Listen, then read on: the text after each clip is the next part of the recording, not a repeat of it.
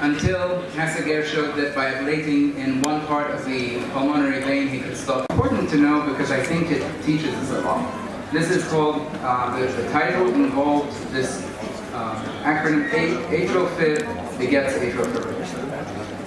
And what they have is these goats which they instrumented so that they can, using a computer, they would stimulate at a very fast rate. Burst stimulation at a very fast rate, and then they see what happens. So when you start it out at the very beginning, and you can see the burst stimulation on the left side here, and then the atrial fibrillation, you can make the atrium go into atrial fibrillation rate for days on end, okay?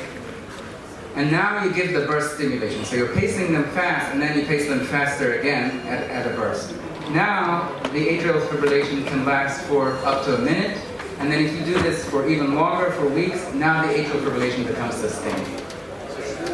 So what does this mean? It means that atrial fibrillation, a lot of times, it correlates with what we know, that atrial fibrillation coexists or happens when there is other kinds of supraventricular tachycardia happening.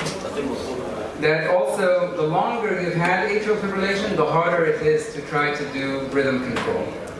And also what we all know is that atrial fibrillation, whether you cardiovert, whatever you do for atrial fibrillation, it's here to stay. Once you've seen atrial fibrillation, you know it's going to come back with time.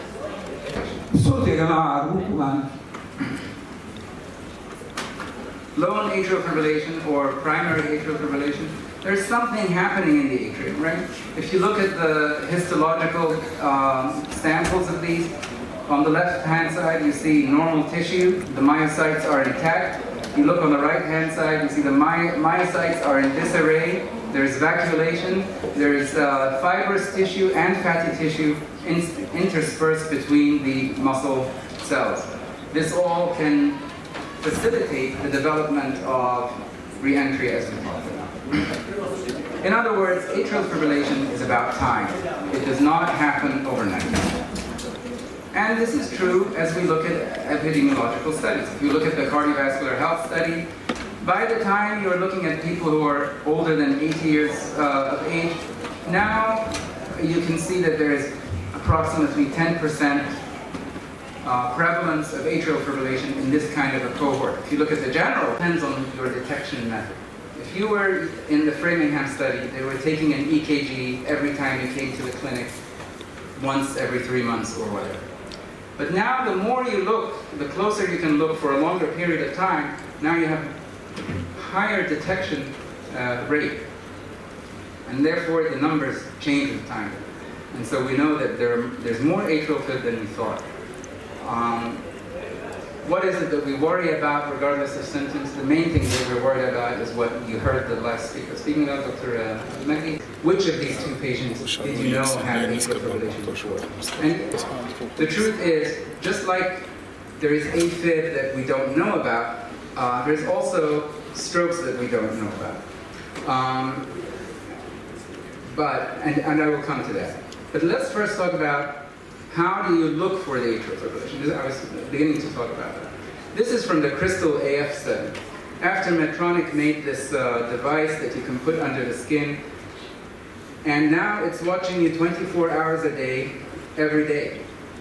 And what these people did, what this study did, is somebody presented with stroke and you cannot find a cause. So this is called a cryptogenic stroke, a stroke that has no underlying, easily explainable reason. So no AFib, no atherosclerotic plaque, the carotids are normal, there's no valvular lesion. What's going on? So they put this loop recorder. And sure enough, very soon after randomization, within 6 months, you're going to start to see that people, that you can see people who are very evident that there is atrial fibrillation. By the way, how much atrial fibrillation? What are we talking about? Patients who had AFib prior to getting the device, and we follow them for a while and see how many of those who had AFib early after the implant were likely to develop clinical atrial fibrillation. So the first 3 months, from the baseline to follow-up 1, is a watching period. How many of these are going to have any kind of atrial fibrillation? And then later on, we'll see how many of those develop atrial fibrillation that we used to think of as clinically significant. We used to think that a thrombus will not happen before 24 to 48 hours. That was the clinical, what we called clinical AFib. In other words, the prevalent idea was for the clot to happen, the atrium is in standstill, and now the clot is happening. So we look for 48 hours. So sure enough, people who have any kind of atrial fibrillation of any duration, any high rate of atrial activity, 3 months on for up to a year, were much more likely to develop atrial fibrillation that lasted for 48 hours or more. So we have silent atrial fibrillation. Atrial fibrillation that you know that the patient comes and complains about palpitations or fatigue or this and that. That is only part of it. The rest of it is much more invisible to you, but maybe as equally significant. And just like we have silent atrial fibrillation, we have silent strokes. When the largest study then to look at people saying, what is the implication of having these short episodes of atrial fibrillation is the ASSERT trial. And again, they used 6 minutes, which was not, they followed the crystal AFib, so they used the same definition. And the same thing happened. If you had atrial fibrillation, you were going to continue to have more of that. So this is the breakdown of those who had the ASSERT trial. But I want to show you this because these are the people who developed strokes. 50 patients developed strokes. Half of them had AFib and half of them did not. You look at the time of the AFib relevant to when they had the stroke. The stroke is the middle line there, it's 0 time.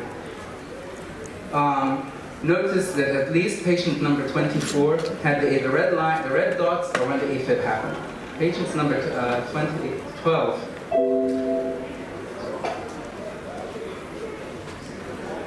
AFib because 6 minutes are enough.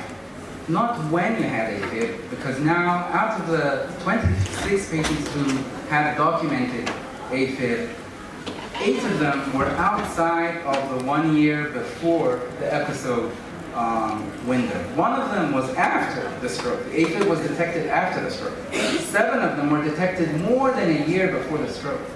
So AFib itself is no longer relevant, almost. We're almost at a point where do we even need AFib? We're talking about the CHA2DS2-VASc score and what the comorbidities are dictating your risk of stroke much more than the duration, the type, or the length of the atrial fibrillation. In fact, this is exactly what's shown in this study, which is called SOS AFib.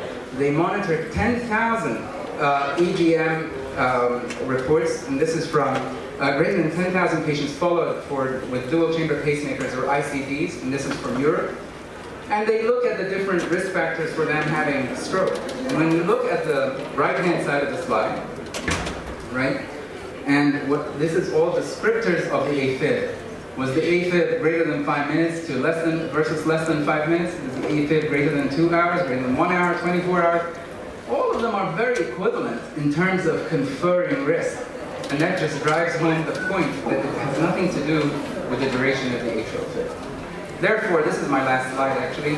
The European guidelines now tell you what you should do when you see somebody with a pacemaker who has registered a high rate.